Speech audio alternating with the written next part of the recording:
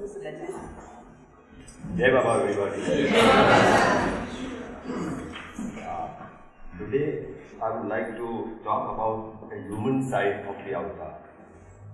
Little of it. See, one day we were sitting in Guruprasad, and normally we used to go around 8 o'clock, the time was 8 o'clock. Baba would walk in, but we were supposed to be seated in the small room outside the main hall. So when we went in and wanted to eat also, we saw, surprisingly we saw a cot, and Baba was lying there in short pants and no satra or anything, and he looked very frail, very sick, and lying down just no movements at all. Then when everybody had gathered inside, he said, "I'm in terrible pain. This is a sign for pain. I'm carrying too much burden, universal burden, so I'm in pain and I want to relax now." So our children were running around in the side veranda. So he called both of them and asked them to press his legs. And I had to shout, "Nariman, slowly, don't press too hard." And Baba made them press his feet and his body.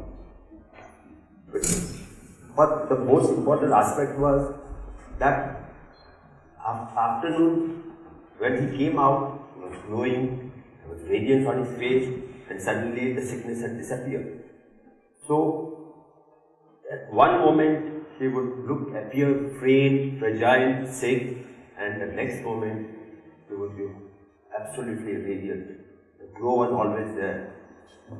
That is how Meher Baba looked, that is how Meher Baba worked also. One day, we were playing cards. Baba said, "Well, I'm carrying too much burden, so let's relax." And we were playing cards. You know that yesterday I mentioned about the game of Naves. Suddenly a card came, and Baba said, "Black, now stop it. Why they have come? They are disturbing me from my relaxation." This is what he said. So afterwards he said, they came in, and after they went out, he said, "They are my lovers also. They should come. Why should they not come? You will come here every day. So I should also greet them and meet them." So that was the human side of Meher Baba also.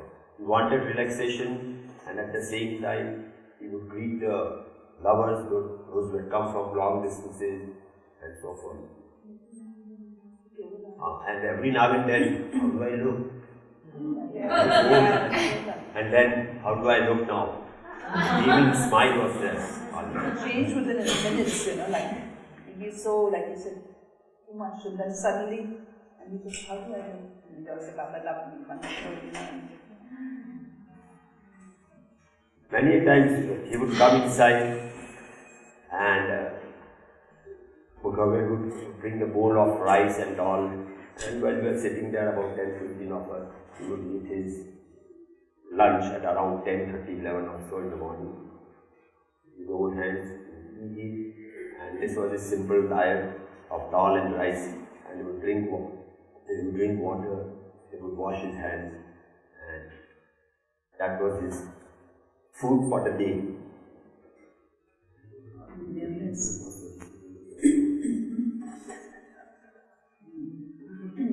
Talking about his diet, his favorite food was rice and dal, the yellow dal, this plain dal, and rice, both ways. But I was fortunate enough to send, I used to send mayonnaise for the women Mandi. You get such beautiful mayonnaise out here that I make my own mayonnaise. So when I made it for the women Mandi, you didn't have to be, like that particular, but with Baba, no salt, it was quite a challenge, no salt, Mera said no sugar, and I used to use a Sailor brand salad oil in those days. Now of course it's unaffordable, so I use a regular brand of oil. But for Baba, it would be Safola. Safola is a sunflower oil, and it doesn't taste like $1 million in the mayonnaise. And making it for Baba, you have to be really careful. I'm one of those who tastes and cooks and tastes. That's sort of a cook. I just can't feel, I don't feel secure if I don't taste it. So with Baba, you have to be so extra careful, and all I believe he did was like this. But I'm fortunate that he afforded me a pot of meat. He loved simple food, just simple food. And we used to get a chance, those berry jambu. There's a purple fruit in season during this season, and he would eat those, and Gabe would collect all the seeds from it, and we'd eat up the seeds. And the children were so much, they loved Baba so much that if Baba gave him a prasadi of a sweet, they'd eat up the wrapper as well. See, there was one Sahavas around in 1958 or so in Barabar, and we had gathered there. We were young and boisterous, and in the afternoon, we started playing cards. We were not gambling actually, not with money, but we were playing cards. Suddenly Baba walked in, and we pretended that he could hit the cards and the pillows and everything. Baba walked in, came to us on near our bed. Yes, what are you doing? He said, Baba, you were stuck what to say now. He said, continue the game. Then during the same period, you see in Sahavas, the tents were pitched up and we were eating lunch.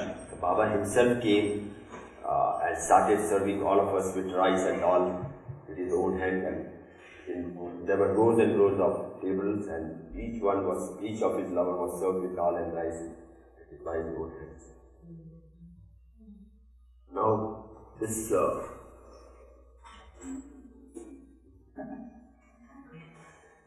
as I told you, we were very mischievous at that time.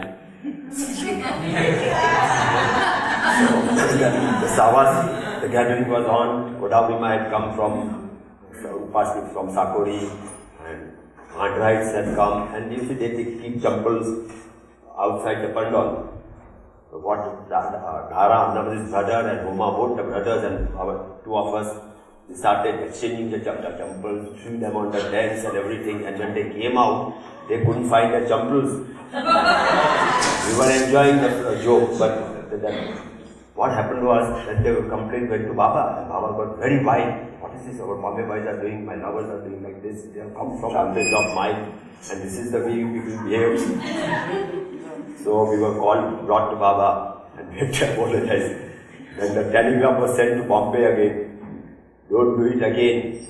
And we had to again apologize in the telegram that sorry Baba, we will not do it. The last laugh was that when Bombay Center was open, we had worn brand new shoes.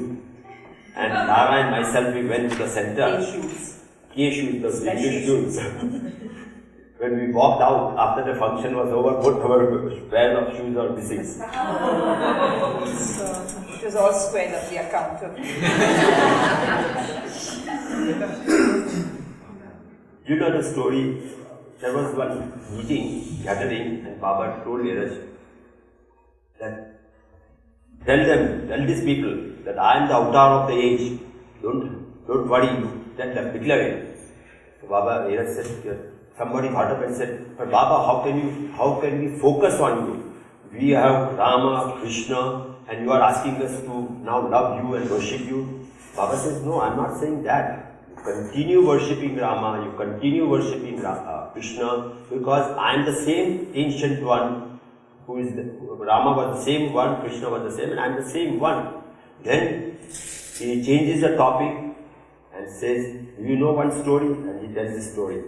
He says there was one English lady who went to a store in India and asked for a tin of Quaker oats. You know what Quaker oats is? Now your Kellogg's porridge and all this thing. So the storekeeper said, no madam, don't pick up this thing. We went inside and brought another tin, a fresh tin, fresh stock of Quaker oats. So he gave this to the lady and said, this is the fresh stock of Quaker oats. So Baba says, similarly, I am the fresh Quaker oat in the avtaric form, the present avtaric form. Which mother would not like to give the child the fresh Quaker oats? So that's why we're all here with the fresh Quaker oats. Very much. You know the story of Gabriel Pascal? You see, he had come to Baba for taking Baba's films. So Baba had presented him with sandals, his old sandals. Then afterwards he went to Bangalore and he had no money to pay the hotel bill. So the manager was very angry. He said, now, if you are not going to pay the money, what am I going to have then? So he said, I am giving you this sandals, you keep it with you. When I have money, I'll come back and collect it from you. So years rolled by. After many years, he came back and went to the manager and said, I have come to retrieve that sandals which I had given you. That man said, I am not going to give you. Part with them now. Then Gabriel Pascal said, at least let me have a look at it. So that manager went inside and brought those sandals on gold platter. It was covered and it was in gold. So Gabriel Pascal only had the opportunity to bow down to it, but he never parted with the sandal. So benefited from it. The thing is that manager had never heard about the Baba or anybody, but he realized that this is the sandal of some great one. That's why in India the culture is such that they preserve it like that. Now this lady sang the song just now, Oh Baba every day, Oh Baba every day. But Baba said repeatedly in Guruprasad and every now and then, repeat my name, remember me constantly, repeat my name every time, every minute. So even when you eat, think of me, remember me. When you drink, think of me, remember me. Whatever you are doing, in your office also, remember me. So that by remembering me constantly, when you are breathing your last, you will not forget to remember me. That is most important. So not every day, but every minute. But be ready for interruptions. I just have it. I say my I don't have my morning cup of tea without my morning aarti. This is just a little private practice that I like to do. And then now I start at 12 o'clock also. Very often I don't go to bed after washing the soaps. It's 12 o'clock, so I say my 12 o'clock prayer. But in the morning, sometimes it keeps your mind up. If you keep on saying Baba's prayer or Baba's name, thoughts come, and when you're in the world, a lot of not too good thoughts come in your mind, all the time. So very often it's so embarrassing because I'm saying my prayer, and Hoshang comes and says, oh, where's this? Or my son comes and they say, what is this here? All the time praying. And that's my fault, that I don't like to be interrupted. I'm saying and I go like this. So Hoshang says, you're in communion with God. He makes fun of me, communion with God. But that keeps me out of mischief, I think. All the time remembering, so that you don't think of all the terrible things that you normally think of in the world. And keeps me out of trouble, Hoshang says. With him. Alright, I know all of you are very well read, but you know the story about Baba and Neeraj travelling in a third-class compartment during the World War II, and there was this Kashmiri old. Shall I repeat it? Yes. Yeah, this is one of Neeraj's stories. He's the one. See, during the wartime, at any given time, Bombay trains are a challenge to ride it. They're so terribly jam-packed. There are accidents, people literally fall out during peak hours and all, they're so badly jam-packed. It's no fun to live in the suburbs and ride, 2 million people between the two stations, And so Baba was proceeding to Kashmir. And there was this old man trying to get into this jam-packed compartment during the World War II days. Yeah, he had a little boy, his son with him. And Baba, it was already so jam-packed, so if you are going to be magnanimous and say, please, let's take someone in, the others are going to protest. So Baba told Neeraj, get that little boy in. And so Neeraj managed through a window to pull the little child in. And then at every station, the father would come to see the child was alright and all. And then Baba finally said, take that man in as well. And then, he made the Mandali get up and give him the seat. And next to Baba. Now he asked these people, where are you going? Because they were very strangely dressed and all. He says, oh, we are out to contact some holy men up north. Holy men up north? Where are you from? He says, from Ahmednagar. Oh, you're from Ahmednagar and you're going there? Right at your back door, you have, neighborhood, you have Mayor Baba, the same great man called Mayor Baba. And I, in fact, would have loved to meet him. For years I've longed to meet him, but it's never been in my destiny to. And you all are going to North to see someone else? They thought they were crazy. And then finally, Baba, would sort of say, look to his comfort and all in that time. Poor Mandli had to be, they always travel in the worst of conditions. And so finally the station comes, his destination comes, and he gets down. And he was about to embark on a tonga. These horse-drawn carriages are called tongas. And Baba tells Dheeraj, go run and give this photograph of mine to this man and tell him that I am here, Baba, and I send my love and blessing. And when that man heard it, he was so angry with Dheeraj. You fooled me, and I was sitting next to him, you didn't tell me. And he used the choicest of words, swear words. And he was so very angry with him, and then he came running, and through that, Baba put his hand out and blessed him. So he got a real lover, got his wish.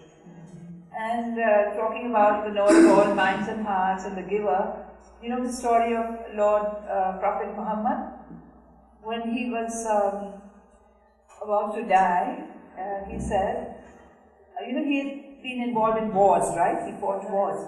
So, if you've heard it, it's alright to remember. During the war, it was a war, so like a crusade, so you do hit each other. And he said, if any of you have, unknowingly I've hurt any of you, please, I would like to settle the score. And please, you're welcome. You tell me, and I'd like to settle the score. So one man got up, and he said, Muhammad was in such a frail health, latterly during his last days. And he said, well, this man comes out with, when during the war, you hit me with a whip, you whiplash me. So Muhammad was so frail, and his Mandli is very angry because he saw he gave him a whip. You whipped me. And he was so angry with him that, so this man, he wanted to settle the score also. So he said, no, but when you whiplash me, I was bareback. I didn't have any coat on. So Muhammad, so frail, just goes and removes his coat, and he says, now you can whiplash me. All he wanted to do was kiss the mole on the Prophet's, back. So there was a mole, a little mole. So this man never wanted to whiplash, and it was like a parting gift to this man. So he went up to him eventually and kissed it. And that's what it was, the knower of all minds and hearts and the giver of everything. So he gave him his wish before he passed away. So I thought that was a very sweet story. So during the Sahavas program, lovers from all over the country would come there. So there was one occasion, the railway track on our way to Samadhi. The train would stop there, and special arrangements were made so that pilgrims could climb the train and go to their destinations. So one day, we were all going towards our destination at Bombay, and what do we see? The Lord. The Lord himself comes down, stands near the railway track and waves out to us. That was his concern for his lovers. His concern was very great for his lovers. I tell you what, see, every time he would ride out from Bombay, so he would inquire, why they have not come? Every 5 minutes he would inquire, why they have not come? Because sometimes one of us would be sitting there in the Guruprasad hall and other brothers would come. So every now and then, every 5 minutes, it became a ritual. Why have they not come? Why Nariman has not come? Why have they not come? No accident or something like that. That was his great concern. And also, while going also, now he said, time is up, you go now. Hurry up. Before dawn, you must reach Bombay. So that concern he always showed for all his lovers. It was not for us only. As I told you yesterday, he would remember his lovers from many years also and inquire, how is your son, how is your daughter, how is your wife, like that. It went on all the time. It was not for particular person only, a particular group of people only, but for everybody. What his concept was there. Now, regarding arti, what is arti actually? It is derived from Sanskrit word antara, means spontaneous singing in spontaneous praise of the Lord. So, some of the Westerners came and asked questions. Why should we go to Samadhi? Why should we sing? Why should we say Aarti? So, the reply was, if by money or that no, it's not compulsory. You need not go there. But when you have come here, make the best use of it. And it's not that if you don't want to join the group, go alone, sit and meditate before Baba. But the real meaning of Aarti is not just singing, why go at 7 o'clock or 9 o'clock. But why we go there? Because it's a congregation of people singing in the praise of the Lord. Gathered in His love. And gathered in His love. So very that is special. We really like to miss Aarti. I mean, it's so lovely, to be there and sing song. You know how much I love singing, so it's real fun. It's real fun.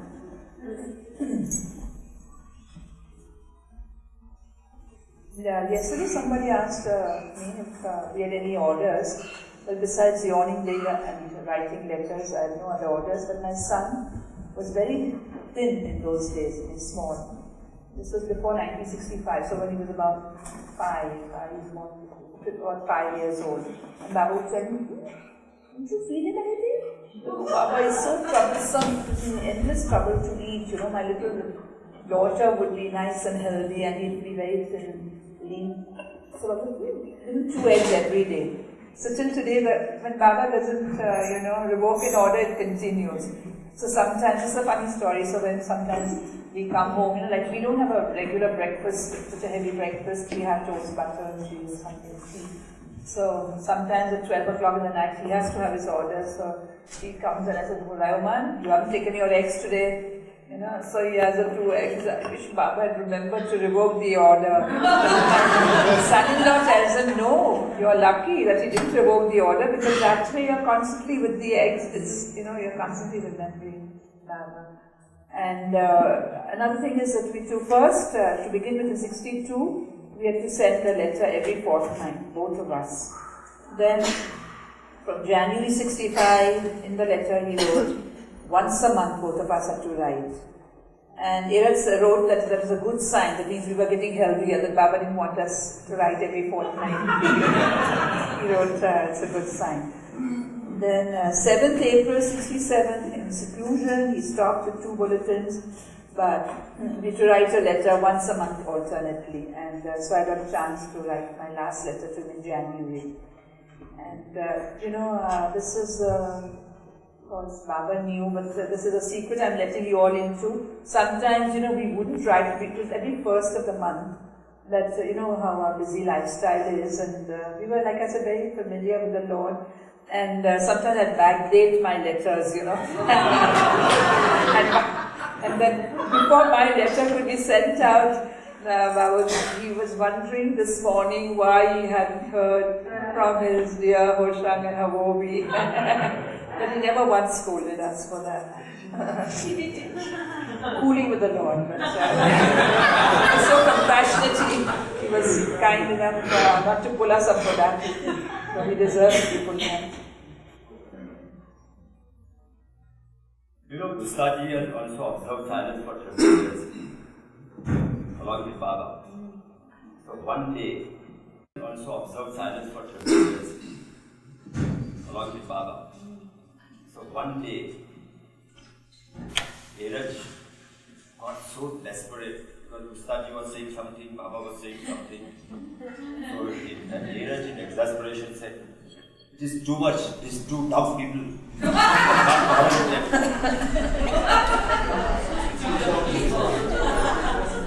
Baba got very tired.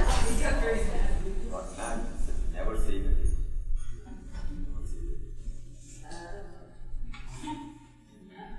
He was fortunate that he also had to keep silence, It was really some important working that Baba was doing. This sign language was quite different from Baba. That's what you are told. Baba's would be unique. He's God in human form, so. You must be knowing that when Baba discarded the board, most of you must have heard this. That years thought now, and monthly thought that now, as time has come and we break his silence and our headache will be over. So for some time he continued like that, with sign gestures, this, that. But then one day he says, well, I want to go to the West. So the monkey said, how are you going to communicate with the West, Baba? Then he said, all right, I will teach you the sign language. So this is how we started it. One day he taught me the language. A, B, C, like that. E, I, like that. But there was no G and F in the alphabet. And for God, this, the highest of the high, this high. So one day they were traveling in a car, and Bhava was sitting, and Baba wanted a cup of tea, or Bhava wanted a cup of tea, or driver wanted a cup of tea, I don't know. The car stopped, and Baba says, I want a glass of milk. So he signed Bhavji. Bhavji started saying, Bhavji couldn't understand what Baba wanted actually, because that was just the beginning, during that period.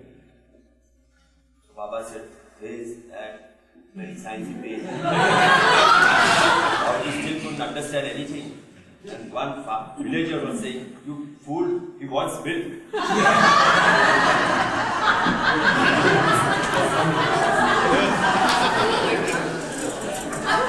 But I'd be petrified. Anytime Baba said something and I couldn't follow, I'd really go so nervous. But at the very last, when we met him, when we filed past him on 23rd December, a very, very serious face, he did, like this. And I seem to think, and even Nera said that, keep me in your mind, in thoughts. Always needed to and loved to. But Nera thought maybe it was, Baba said, the sun. Nera never liked us to be in the sun. She'd always, especially she said, never be in the sun. Like Baba had given them orders, but she was very particular. So she said, he must have meant that, cover your head from the sun, because there was a sun when we were passing by. But this is what he did, There's a picture of him doing this. But any time he ever looked in my direction and said something, I'd go so nervous, I just couldn't, make out anything. Thank God I wasn't there. One day we were sitting in Guruprasad, so Baba would ask, have you read any books? And then when the God's peace came out, he was asking everybody, you should read it twice. Oh my God. So after 1 month, every Sunday we would ask the same question. So one Sunday after 1 month or so, he was asking everybody, have you read it? And I couldn't proceed beyond the first page. Now I was wondering what to tell him, whether should I lie? Take a chance with the Lord. So when my turn came, suddenly I blurted out, no Baba. He didn't say why. Why not? Good. Forget about it. Just love me. That He has blessed us with love for Him. And talking about love, today I can honestly answer with all my heart that I love Him the best. But there was one gentleman who was a president of our Bombay Center. He's the late Mr. Sigan Korea. And though he was so close to Baba, he'd do anything for Baba. His children came to Baba. They weren't very active in Baba's love. And the daughter had come from Calcutta or Madras, I forget one of the places. I used to know her as we grew up as children, and I used to know her. And Baba asked her, do you love me more, or do you love your children and your husband more? And I thought, I'd just come to Baba. In those days I thought that was a little, tricky question and an awkward question. And she very honestly said, I love them more. Because she wasn't so much into Baba. Maybe if he'd asked me in those days, I don't know what I would have replied, but I felt, and Baba was visibly angered and very, very, he sort of said, like he said, what, you love them more? I mean, I was so displeased with that. And I was saying, thank God he didn't ask me, because I don't know what I would have replied. But today I can honestly reply, he's sitting right there, that I love him the best, you know. And he wants us to love him the best, because he's there with you every step of the way. One day, some Western ladies came to Guruprasad. They were strangers, not Baba lovers or so. They came and stood before Baba, didn't say anything. So Baba said, "You want to ask any questions?" So one lady took the courage and said, they kept quiet. So one of them said, "Can we take you as a friend, Baba?" Baba says, "Fine, excellent, wonderful. But don't take me as a friend, take me as the friend. I am the best friend."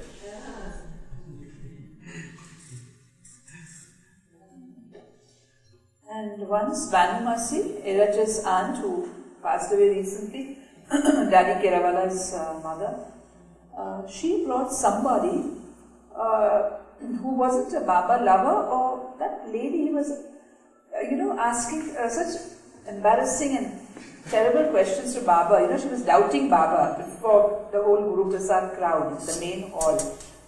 And Baba was very, very upset, because I think it would have interrupted his work or what he was doing with all the rest of us, the lovers, because you were such an old-time Baba lover, and you brought this lady, and he was really very, very upset with that.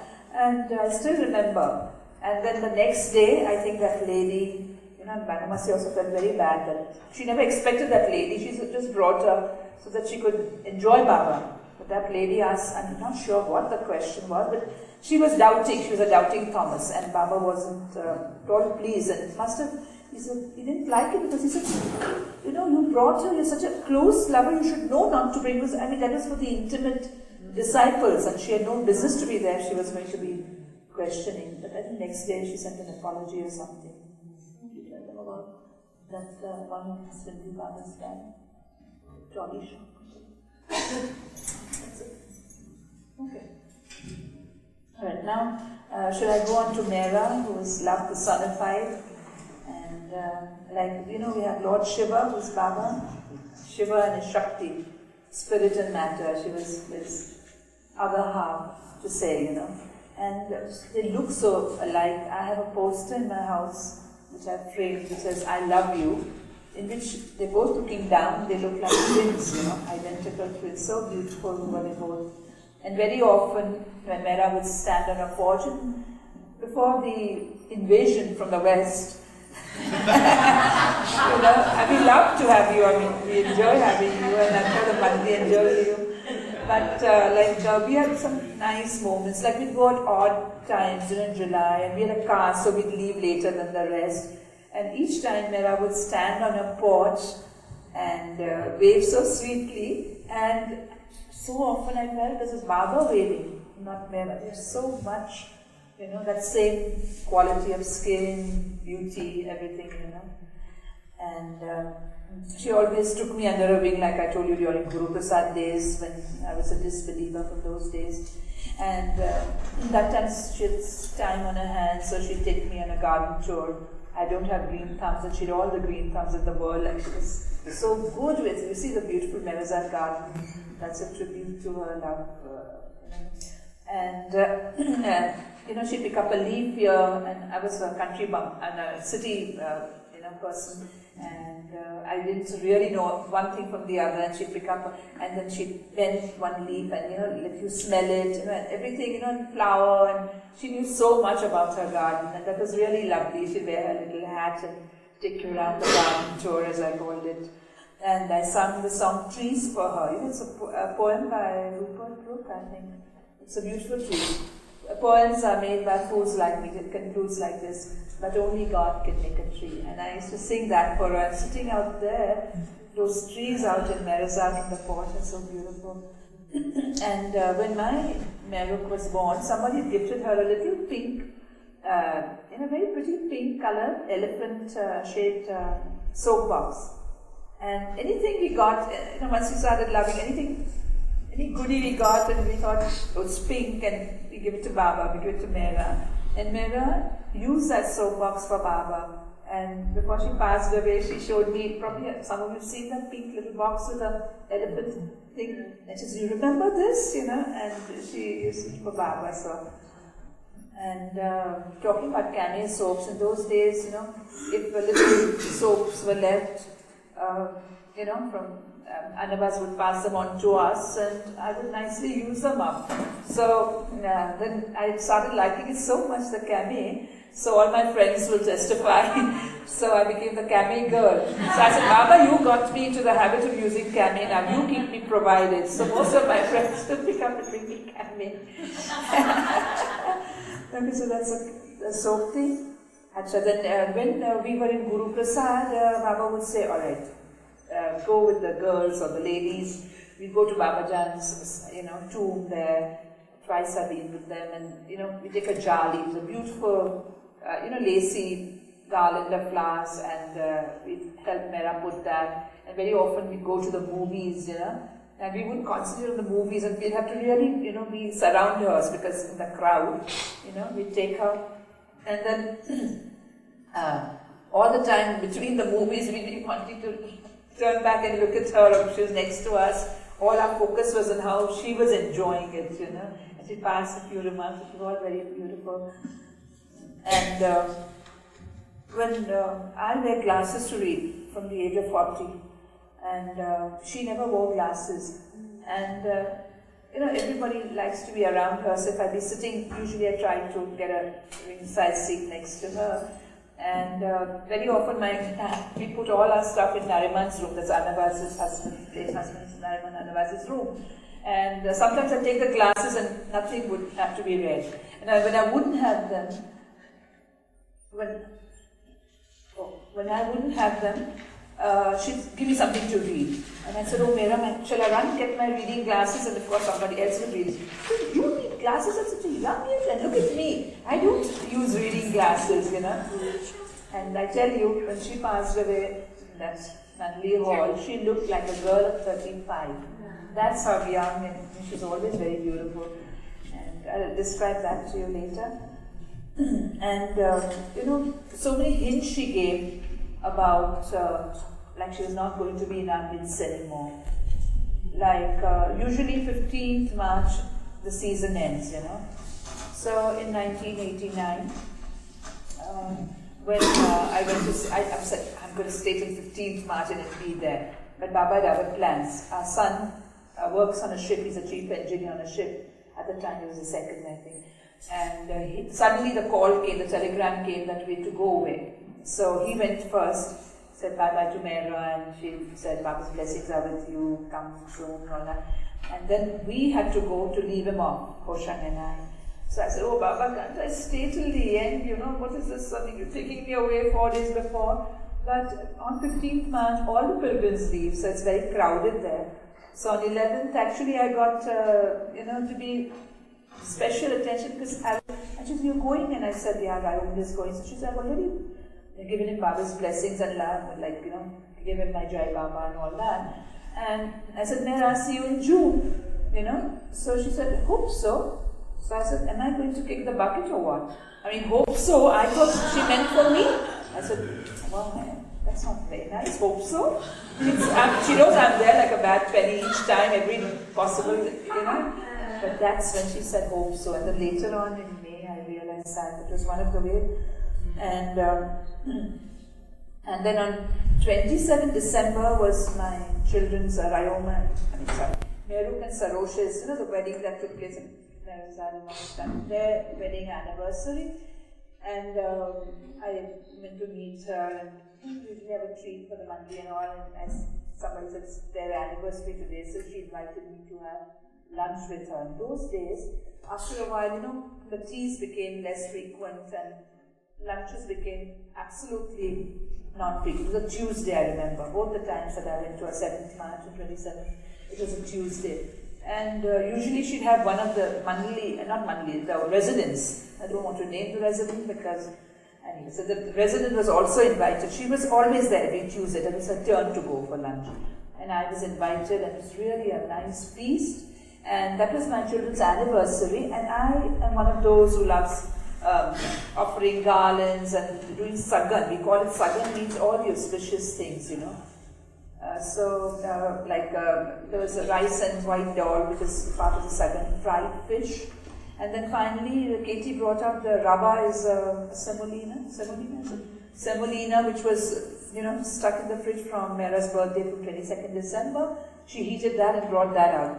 So I said, Mera, so many sagans, so many nice things that you eat on a good day. She said, you love sagans. So Baba is providing you with all these sagans, And then then of course after lunch we normally supposed to leave. So this resident can't do anything, they have to be a little better behaved or whatever you call it, they have to be more particular. So she kicks me from under the table. So how do I get her? Because she's still speaking to me. So I do this with my plates back and forth, and she notices. I can't say, Mera, may I get up and leave? Because she kicks me saying, come on, get up. She doesn't want to do it. She makes me do the dirty work. So I do this. She said, are you getting late? Is somebody waiting for you the other side? And I said, no, Mera. After that, any amount of kicking, I didn't care. And she told us all these beautiful stories about the inquisitive proprietor's son. Then they went on holidays to Panchgani, and how that man wanted to know, they take their little private TV, and that man wanted to know everything, and how we try and snoop around, and all those stories, and about the Panchgani and the walks, and about how Baba took them to Mount Mary. These are two three things I remember. Mount Mary is a very beautiful church dedicated to Mother Mary in Bandra, and how it was a beautiful, and Baba walked in with them, and the Madonna was there, and all that. And all these lovely stories. And the lunch went on till 4 o'clock. At 4 o'clock is when the people come for, to be with her on the porch. And Gavel came, and Meru came. And she ignored them. She said, come on, Mera, it's time for your siesta. She was supposed to have a siesta twice. And after that, any amount of kicking wasn't going to prod me to say. I just kept on and listened to her.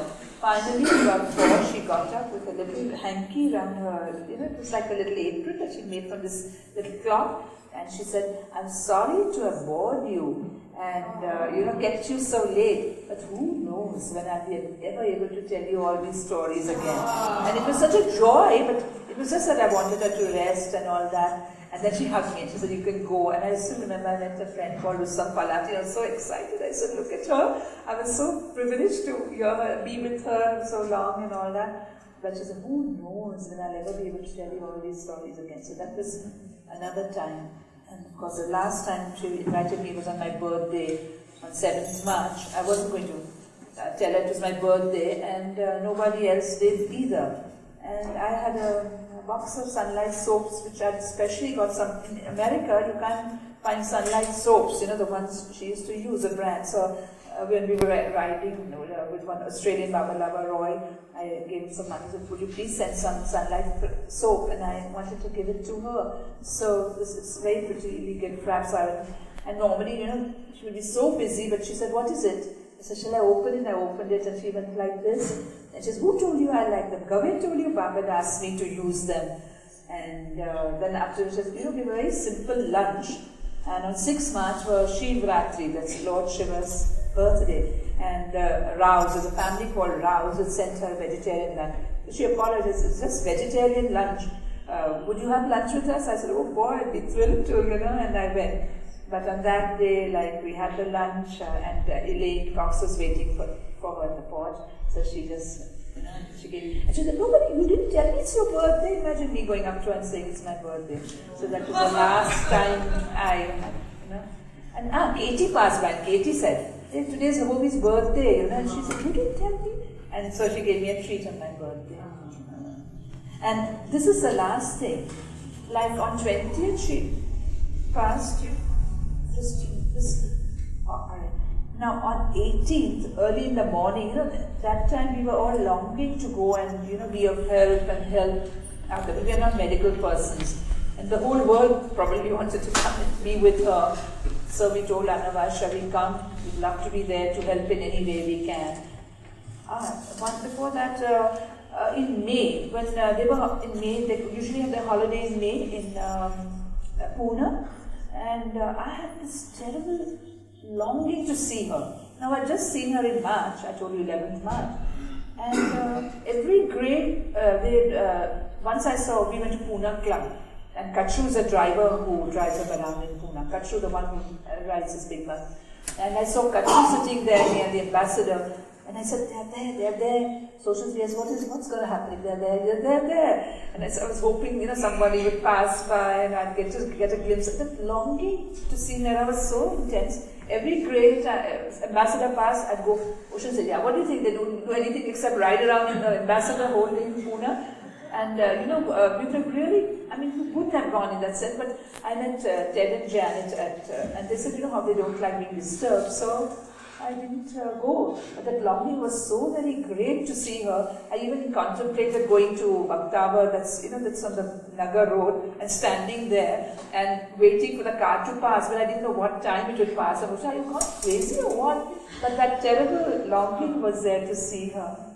And we'd taken some sweetmeats for Gaima Mother's, Eresh's mother. And I said, no, we are not going there because then they'll know that we've come, We don't want them to know. So the day I knew they'd left, I went there. And Meru had stayed on for her brother's son's child's Navjot or function.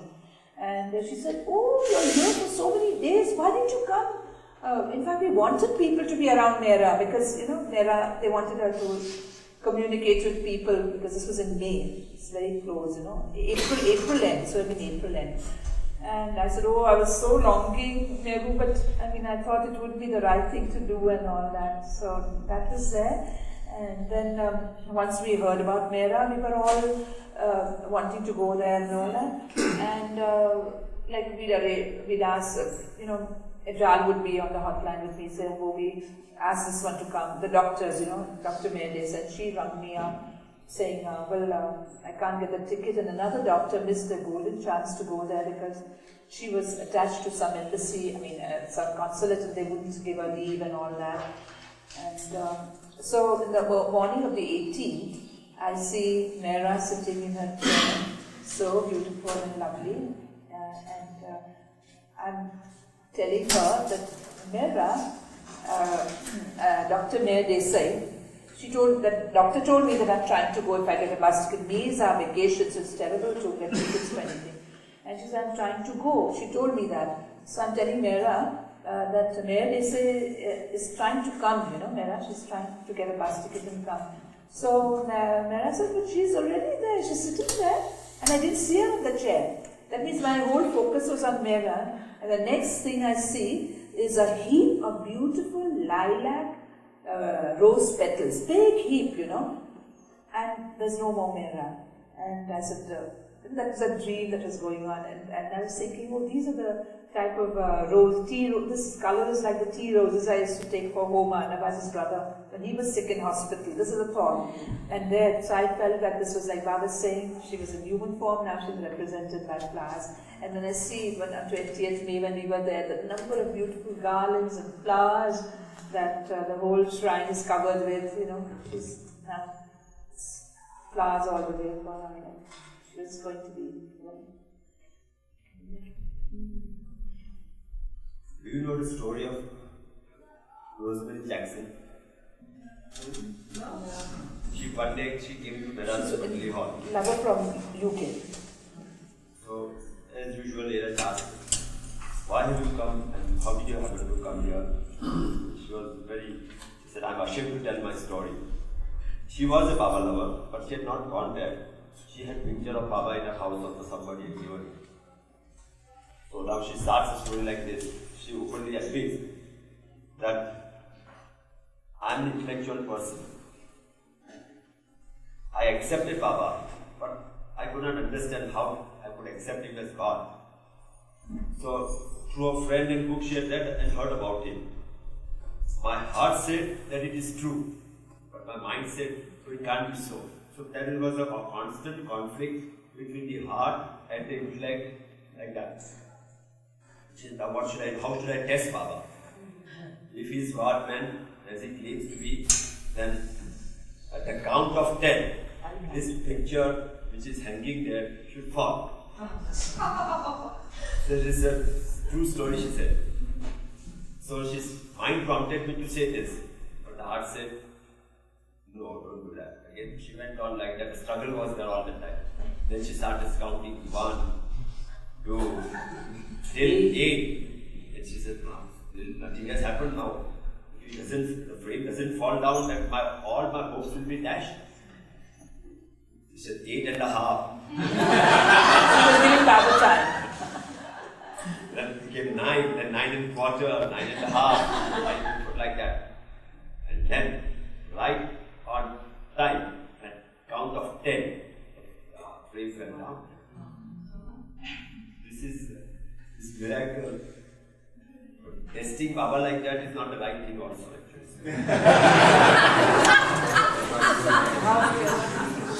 We have limited intellect. Once How you can accept we him, fathom don't the try to unfathomable? fathom him. Don't try to fathom him with our intellect. There you are not going to succeed. If you accept him as the avatar, accept him only and don't worry about other masters, other gurus at all. Don't divert your attention. Your focus should only be on him. That should be our aim and the goal. Now I'll tell you one thing. You know Viraj, how he has devoted his life to Baba. So I came across one poem he wrote about Baba. Should I read it? Yes. Beloved Baba, I remain beholden to you for everything that you have done for me, in spite of what I am and how I am. You have always overlooked my weaknesses and forgiven me for my trespasses. You have never once chastised me. On the contrary, you have always showered your love upon me and your graces upon me.